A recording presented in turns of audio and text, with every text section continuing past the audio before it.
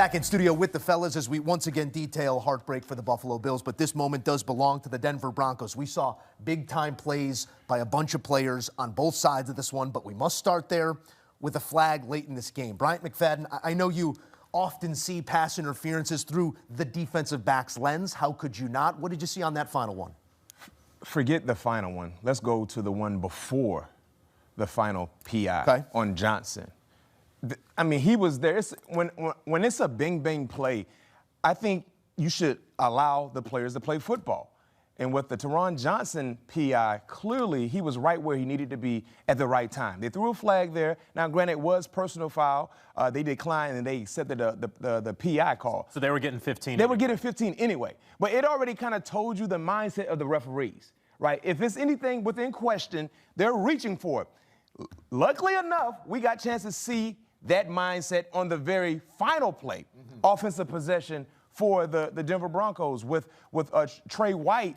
And it was a horrible ball. Let's keep it real. It was a air ball. But when you look at the play in real time, how can you determine that there was PI in real time? So when we look at replays, we get a chance to see it from a slow motion effect where you can say, oh, yes, but it's a bang-bang play.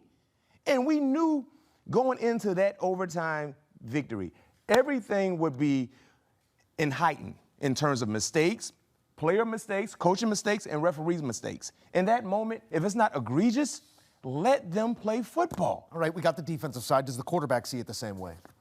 Look, I got to take my quarterback lens off for a second, and just when you look at these calls as a fan of the game, it's hard, right? You don't ever want a game to be dictated by a yellow flag. You want the players to go out there, have final say in what's going on. Now, credit to the Denver Broncos. They did everything possible to win this game, forced 5 turnovers by the Buffalo Bills offense and did everything they could down the stretch and down in overtime to make plays. Bo Nix made some clutch throws, and they converted a lot of third downs late there in that second half and in overtime. But just in terms of the penalties, I mean, look, as a quarterback, you're Bo Nix, you love it, but if you're Josh Allen, you hate it, right? So there's a fine line between, do we let these guys play or do we throw a flag here because we really think this is a PI? Yeah, the referees would say that we're going to call it. It doesn't matter the moment of the game. It doesn't matter that this is a playoff game or a regular season game. If we see to the letter of the law defensive pass interference, we're going to throw a penalty.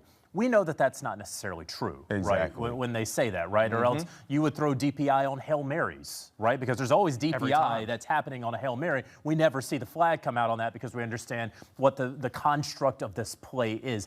And so in this moment, does Trey White get to the wide receiver early? Yes, he does. Because it was a poorly thrown football, right? It was severely underthrown and hung up in the air. And so as Trey White is chopping down, he is restricting the left arm of the receiver. That is true. However, do you call it in that moment? B-Mac, Ben, you guys make great points. Ultimately, they did. And I think, Ben, you make an even better point, which is that if you are the Buffalo Bills, don't turn the football over 5 times. And if you don't turn the football over 5 times, perhaps you aren't in this position anyway. The team that made more plays, I believe, ultimately won this. I think that's fair, and it's unfortunate that a game and a season in some sorts gets decided on a couple of judgment calls by referees. Once again, letter of the law, we saw what we saw, but in those moments, tough flags to throw. My question is exactly that. How do we even find ourselves in this moment? The team that got here by protecting the football gives it away 5 times in this game and still has a chance to win in overtime. Yeah, it was really impressive, and it is because this is still a championship caliber team, the Buffalo Bills are. But I can't say it's a championship team, right? We're going to keep talking about hope and potential with the Buffalo Bills. That is all that we're going to talk about with them all off season, and it's rinse and repeat. And yeah, a lot of folks are going to be talking about this final play. This final play did not doom the Buffalo Bills. They lost this game when they turned the football over 5 times. When Josh Allen, he got strip sacked. When Josh Allen threw 2 interceptions and Brandon Cooks had his candy taken from him. And why is Brandon Cooks being the guy that you're having to rely upon? Well, because you don't have a wide receiver, because you had to pick him up around Thanksgiving. Like, there are so many things that we could talk about with the Buffalo Bills so far beyond that one defensive pass interference at the end. You turn the football over 5 times in the playoff game on the road, you will lose that game. You will lose. And I understand we talked about the penalties, and Buffalo Bills, their fans will feel some type of way, deserving so. But you shouldn't have been in that moment. Because think about this. To JJ's point, you had 5 turnovers. You still scored 30 points on the road against that defense. So you still scored enough points, but because of those mishaps, you gave the Denver Broncos extra possessions. And for Josh Allen to be as great as he is as a quarterback, you cannot be that careless with the football. In the first half. In the first half, when you look at the 3 points that the Denver Broncos fell into, if they don't get that 3 points, we don't even go to overtime. Buffalo win this game in regulation. The end of regulation, they will win this ball game. You cannot carry the football like it's a slice of bread. Yeah. It's an unfortunate end to the season.